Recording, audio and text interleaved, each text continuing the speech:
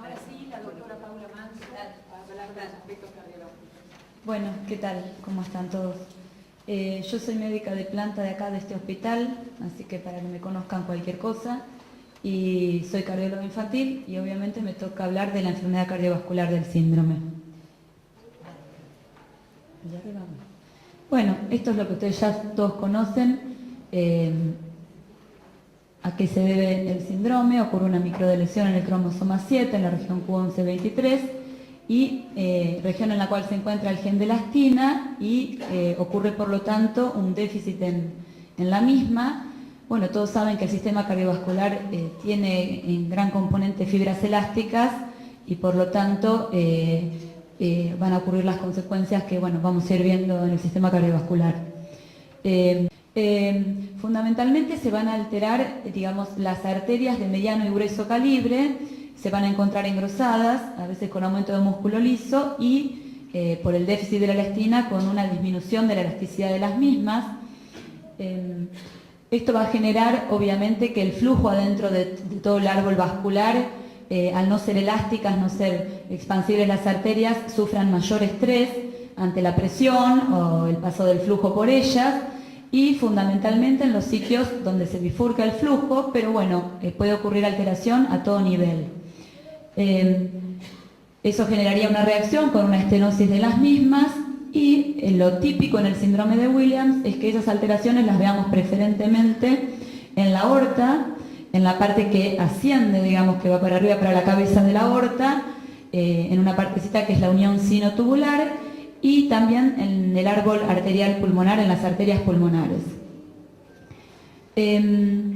Esto, digamos, uno cuando ve las afectaciones cardiovasculares del síndrome, lo que hace es ver la prevalencia de estas alteraciones en diferentes grupos que se han estudiado. Entonces, qué porcentaje de cada alteración va a depender de cada grupo, del grupo etario que esté controlado en un servicio, ese es un hospital de adultos y controla solo niños, de la época en que se diagnosticó porque los métodos han cambiado, bueno, de varias cosas, por lo cual este es acá han agrupado 9 series, con lo cual hay un total de 423 pacientes, y lo que se ve es que en promedio, digamos, el 69% va a presentar lo que es más típico del síndrome de Williams, que es la estenosis supravalvular aórtica.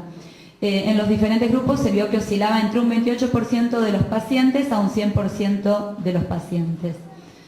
En segundo lugar, lo más frecuente es la estenosis del árbol arterial pulmonar, con una media acá, una prevalencia del 34%, raro, pero en algunos lo describen como que no está presente, y llega hasta un 83% de los pacientes en otros grupos.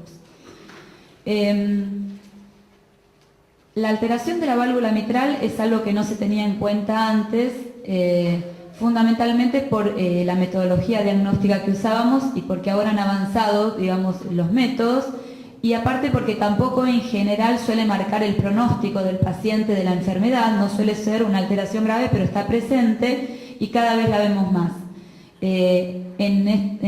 Como promedio, en un 15% de los pacientes se presenta, pero ustedes ven que hasta 43% de los pacientes pueden tener una alteración en la válvula mitral.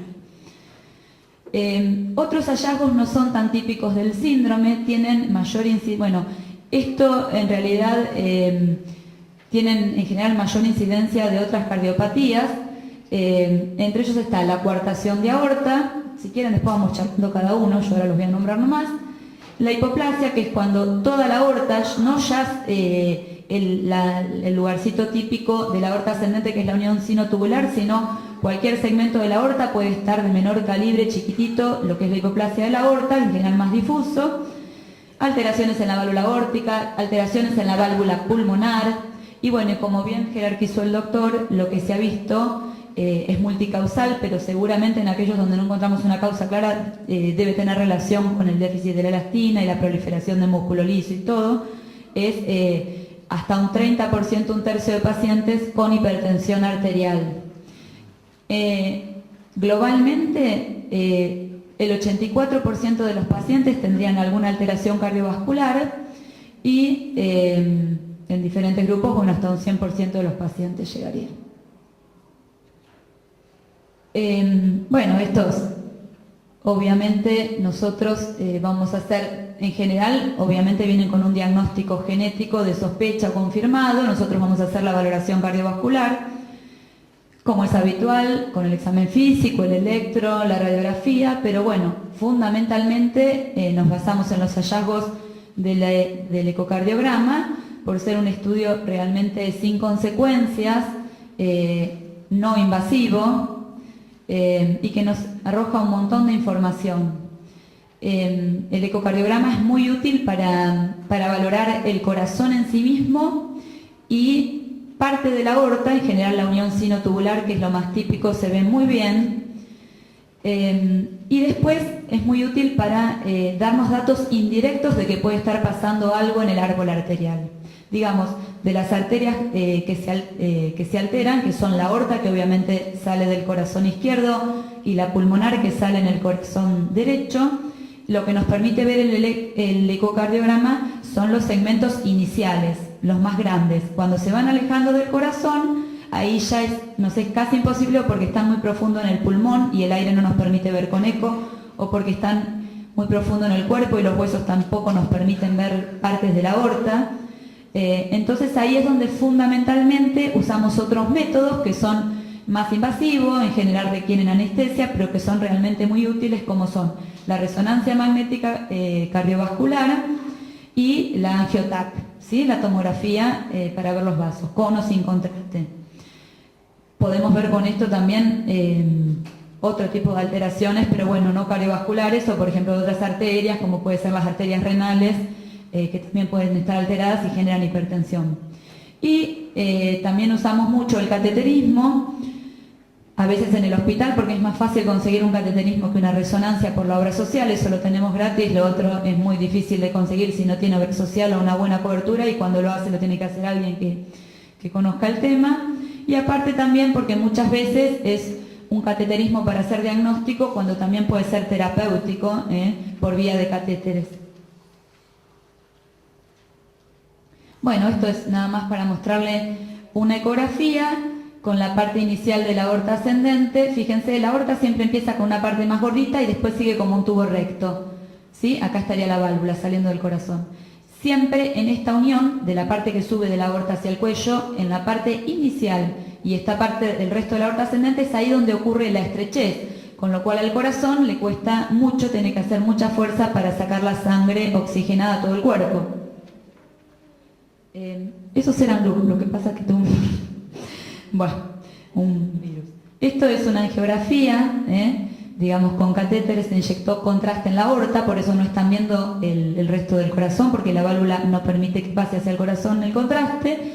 Acá ven la porción inicial del cuerpo, esto es la aorta ascendente, y esta unión de esta parte que se llama sinusal en la aorta, con esto que es la aorta, el resto de la aorta ascendente, se llama unión sinotubular, esta parte más recta con esta sinusal. Acá es donde ocurre la estrechez supravalvular aórtica. En este caso este paciente además tenía hipoplasia, fíjense cómo se afina toda la aorta descendente distalmente, bueno, a la unión sinotubular, ¿no? Obviamente que esto puede tener consecuencias en hipertensión y bueno, y en la perfusión de los órganos. Cuando ocurre coartación, la coartación es una estrechez de la aorta, ¿sí? Pero en cualquier lugar de la aorta, pero la coartación típica, lo más frecuente de ver, es más o menos a este nivel, luego de que la aorta da los vasitos que van al cuello y a los miembros superiores. Esto es un ecocardiograma donde está mostrando la arteria pulmonar. Acá a la izquierda de la pantalla se ve la rama derecha, que va a buscar al pulmón derecho para tomar el oxígeno, y acá tenemos la rama izquierda. Acá ven como en el origen de la rama izquierda, esto como ven es la parte inicial de la arteria pulmonar y se llega a ver muy bien con ecocardiograma. Fíjense que acá hay una estrechez, miren el calibre de la rama derecha y el calibre en el origen de la rama izquierda. Se cansa. Bueno, esto es un cateterismo, una angiografía por cateterismo. Acá es como si fuese una radiografía de tórax de frente. Y acá lo que estamos viendo es todo el árbol pulmonar izquierdo, la rama izquierda. Y uno ve múltiples estrecheces a diferentes niveles. Obviamente todo esto el ecocardiograma no lo ve, pero siempre los permite sospecharlo si es marcado. Y acá, bueno, es lo mismo. A ver. Acá ven en la rama del lóbulo superior, ven cómo hay una estrechez prácticamente filiforme. Acá hay algo más leve. Bueno, esto es una angiografía. Ahí están, vuelvo a decir, es como una radiografía de tórax, solo que en movimiento, y están llegando por una venita de la pierna a la arteria del pulmón, pasan por el corazón, sale por la arteria que va al pulmón, echan una sustancia que se pone opaca y nos permite ver el árbol pulmonar, y eso permite ver que acá ya en el origen hay estrechez en las ramas pulmonares y también hay algunas estrecheces difusas más distales. Bueno, esto es en un trabajo, una serie de pacientes que estudiaron, que un poco era para mostrarles, en este trabajo puntualmente la incidencia de enfermedad cardiovascular fue de alrededor del 60% de todos los pacientes estudiados en diferentes edades.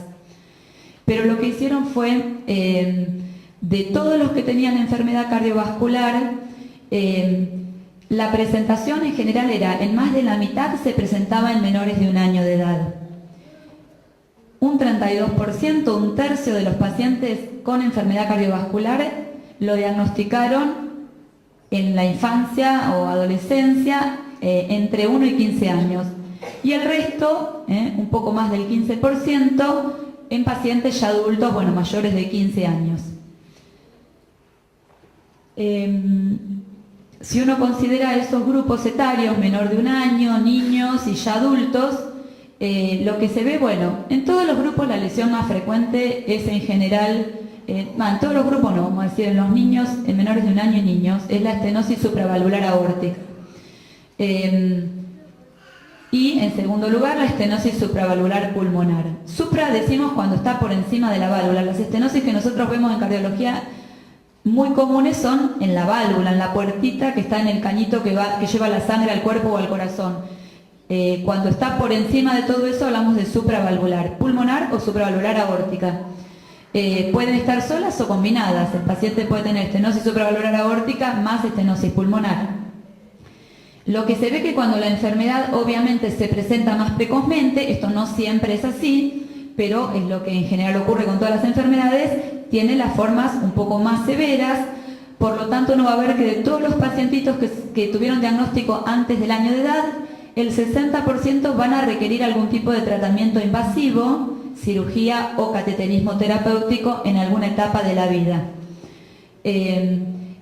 El 20% de los pacientes diagnosticados en menos de 1 año van a tener las formas más severas de enfermedad, donde fundamentalmente tienen una obstrucción supravalvular aórtica muy severa, la pulmonar también severa, con aortas todas pequeñas en tamaño y la miocardiopatía hipertrófica que también está descrita asociado a esto. Con necesidad de cirugía antes de los 6 meses de edad, lo cual aumenta el riesgo porque bueno, son más frágiles los bebés que un paciente adulto para encarar una cirugía, un cateterismo, todo. Bueno, 9% de mortalidad que obviamente está dado por las formas más severas, ¿no es cierto?, los casos más graves.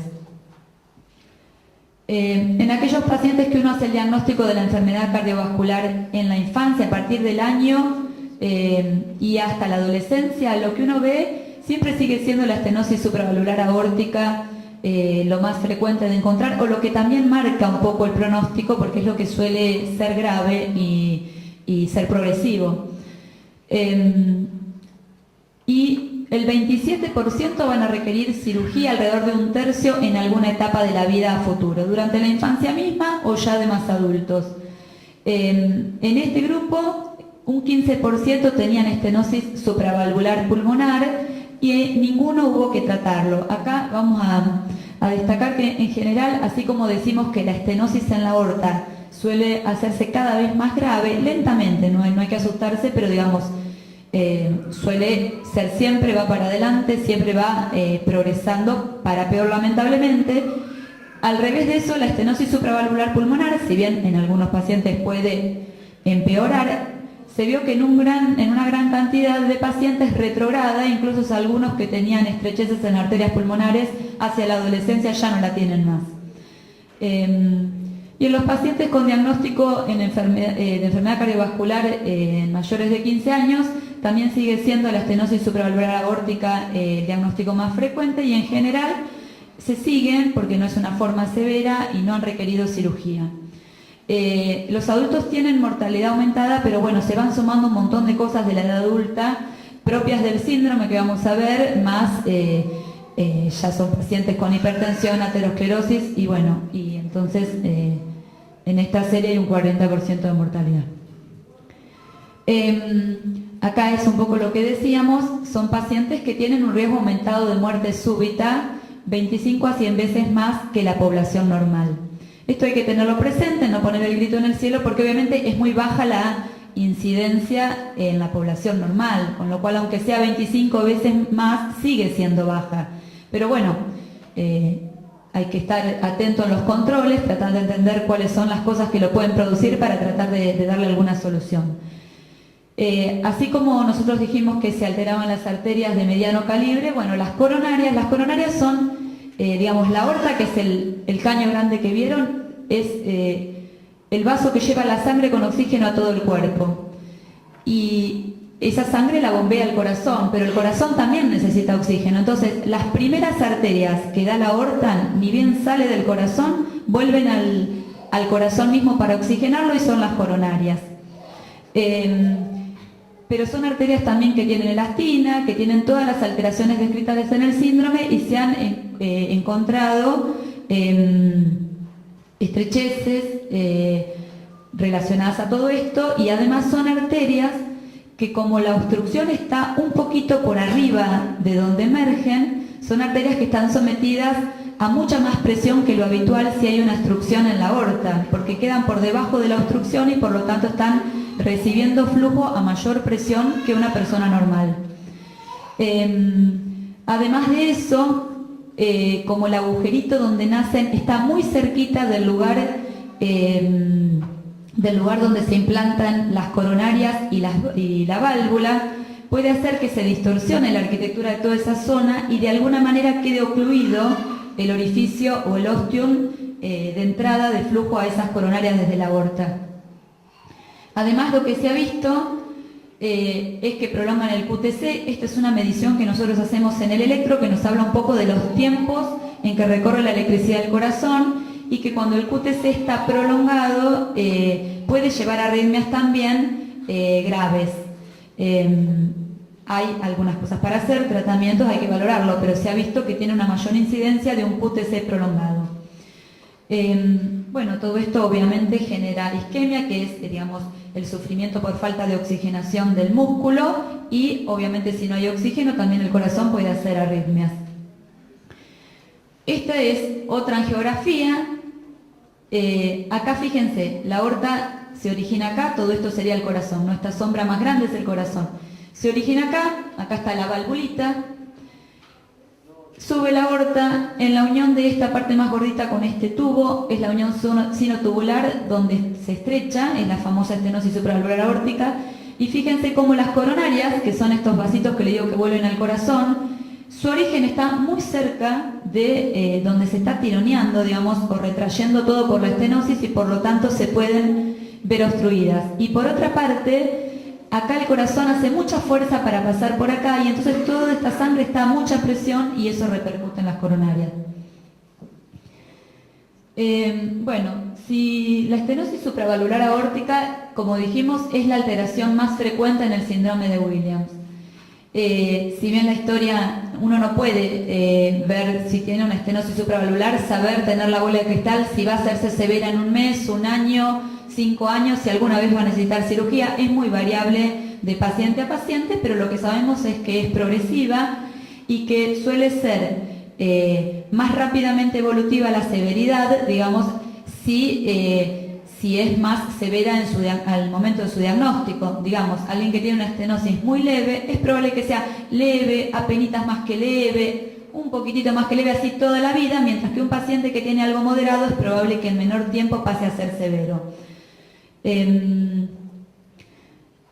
Entre un 29 y un 41% de los pacientes han requerido un tratamiento invasivo. Acá es quirúrgico el tratamiento y con una edad media de 11 años, y fíjense que la edad de cirugía ha sido entre 1.1 y 45 años, de niños, de adultos. Y lo que se vio es que pacientes que tienen una obstrucción, nosotros usamos varios parámetros para diagnosticar la severidad, pero por ahí nos van a escuchar mucho hablar del gradiente. Digamos, esto es como cuando nosotros estamos, digamos, regando y apretamos la manguera, digamos, en la medida que uno más cierra el cañito, más obstruye, se genera más diferencia de presión a un lado y al otro, y lo que uno mide es esa diferencia de presión. Cuanto más diferencia de presión hay, nos habla de que la obstrucción es más severa y más chiquita.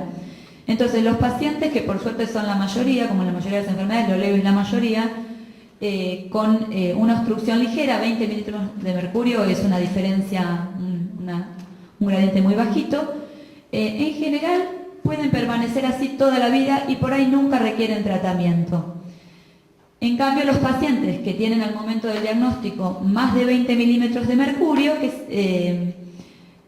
van a mostrar una progresión seguramente de la enfermedad en las primeras 3 décadas de la vida y van a requerir cirugía.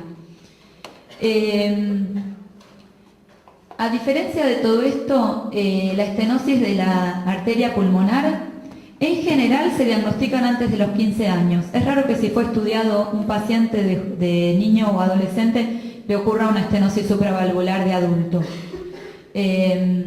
Y lo que se vio es que suelen mejorar espontáneamente y es raro necesitar hacer algo con esas estenosis pulmonares. Bueno, esto es lo que les dije de que hay que prestarle atención a la válvula mitral, que es una valvulita que cuando no cierra bien hace que se agrande el corazón y empiece a disfuncionar el corazón y a perder fuerza, y obviamente hay que controlar de que coapte bien. Y como decimos, digamos, ha evolucionado mucho la ecografía en esto, en cuanto a la capacidad de ver, ¿no es cierto? Ve con mucha más precisión y es por eso que las series nuevas donde intentan documentar la prevalencia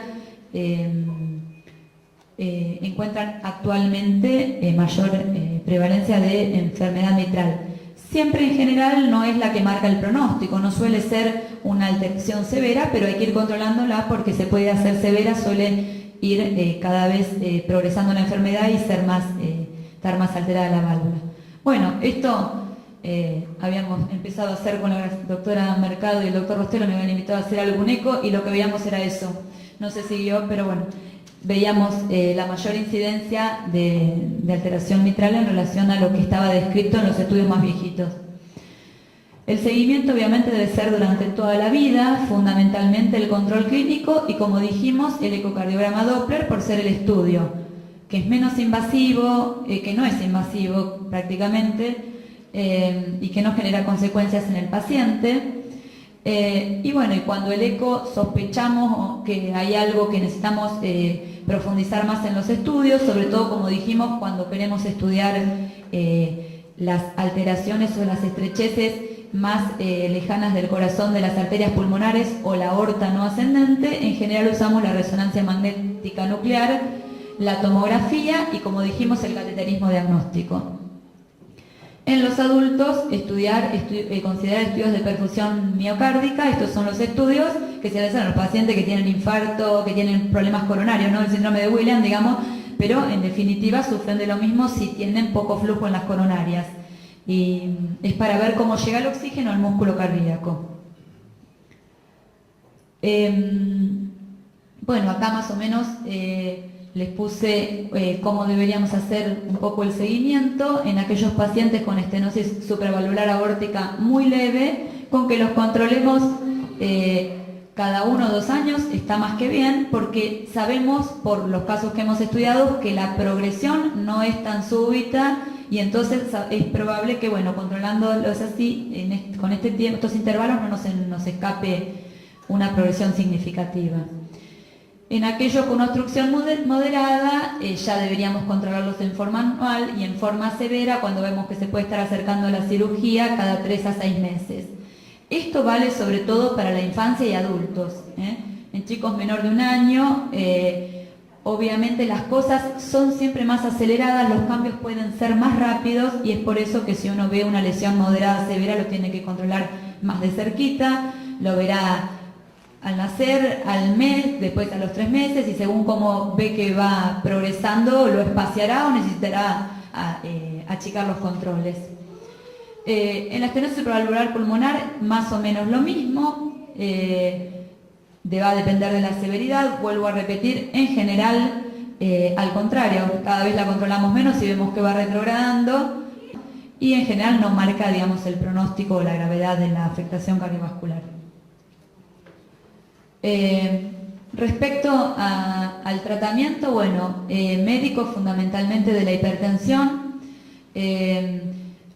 digamos, se han investigado varios fármacos, como tiene alteraciones en el metabolismo del calcio, en la calcemia, algunos han probado con bloqueantes cálcicos, se sabe también que los inhibidores de la enzima convertidora y de la angiotensina podrían actuar a nivel de las pequeñas arteriolas, de las fibras elásticas, de la inflamación del músculo liso y eso también tendría que ver con las alteraciones que vemos en el síndrome de Williams, pero todo sin todavía una conclusión muy clara. Y se ha probado todo, beta bloqueantes, bloqueantes cálcicos en enalapril con buen resultado. Respecto, bueno, otra de las cosas obviamente que tenemos es el cateterismo intervencionista o terapéutico, digamos, aquel cateterismo que hacemos para tratar, no para ver, o para las dos cosas se puede hacer.